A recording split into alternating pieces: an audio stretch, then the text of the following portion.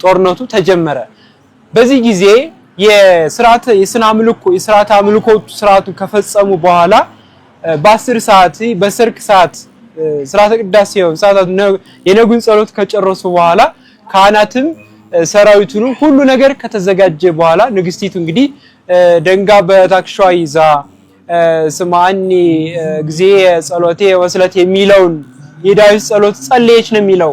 በዚህ ጊዜ እኒ ካህን የታቦተ ቅዱስ ጊዮርጊስን ይዘው አክብረው እንደተገኙ በፊታቸው ቅዱስ ጊዮርጊስ በፈረስ ሆኖ እንደታየ በእውነተኛ በስሉስ ቅዱስ የሚያምኑ ህዝቦችም ያሳየናል ማለት ነው። ከዚህ በኋላ ለ4 ሰዓት ጦርነቱ ከፈጀ በኋላ አራያ እግዚአብሔር ወይም ደግሞ ስነሰባዊ ወይም ደግሞ መልኮታዊ አስተሳሰብን የሚያስበው ይሄ ጥቁር ህዝብ እንዳሸነፈ ነው የምንረዳው። እዚህ የምንመለከተው 3 ውጤቶችን እንመለከታለን ከአድዋ ጦርነት። የመጀመሪያው የፖለቲካ ውጤት ነው።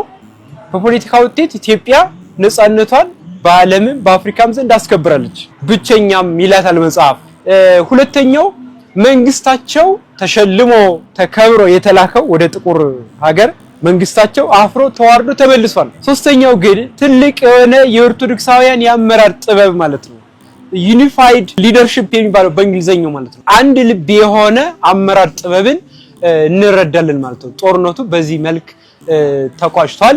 ሴቶችም ወንዶችም ካህናትም ቅዱስ ታቦታትም ሁሉ ተጋድሎ አድርገው ሀገራችን ኢትዮጵያ ኦርቶዶክሳውያንም አሸንፈዋል ማለት ነው።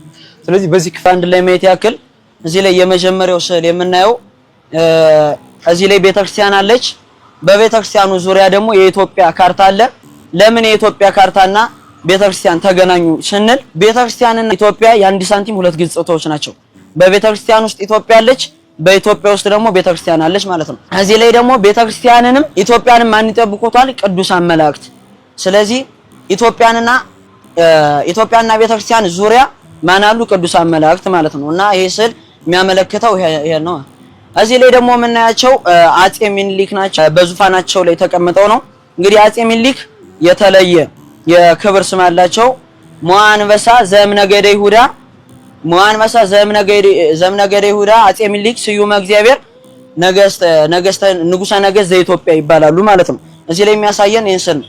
እዚህ ላይ ደግሞ የምናያቸው እቴጌ ጣይቱ ናቸው። እቴጌ ጣይቱ ማለት የአጼ ሚኒሊክ ባለቤት ወይም ሚስት የምንላቸው ናቸው። እንግዲህ እዚህ ላይ ስዕሉ ያን የሚያመለክተን እዚች ላይ የሚታያችሁ ከሆነ ውሃ መሳይ ቅርጽ አለች። ለምን ይቺ ውሃ መሳይ ቅርጽ እዚህ ከእቴጌ ጣይቱ ጋር ለምን ገባች ስንል ደግሞ በአድዋ ጦርነት ጊዜ በጣም ትልቁን ስራ የተጫወተችው ማናት? እቴጌይቱ ናት የሚባለው። ለምንድን ነው የተጫወተችው ሲባል በጦርነቱ ሰዓት ጣሊያኖቹ መተው በጣም ስለሚደክማቸው ከአንድ ምንጭ ስር ውሃ ይጠጡ ነበር። ያችን ውሃ የምትጠጣበትን ወንዝ ቀድመው እንዲቆጣጠሩ በእቴጌይቱ አማካኝነት የኢትዮጵያ ሰራዊት እችን ወንዝ ይቆጣጠራሉ ማለት ነው። እችን ወንዝ ሲቆጣጠሩ ግማሹን የሚያክል የጣሊያን ሰራዊት በምን ያልቃል? በውሃ ጥም ማለት ነው። ስለዚህ እቴጌይቱ ለአድዋ ጦርነት በጣም ከፍተኛውን ሚና ተጫውታለች።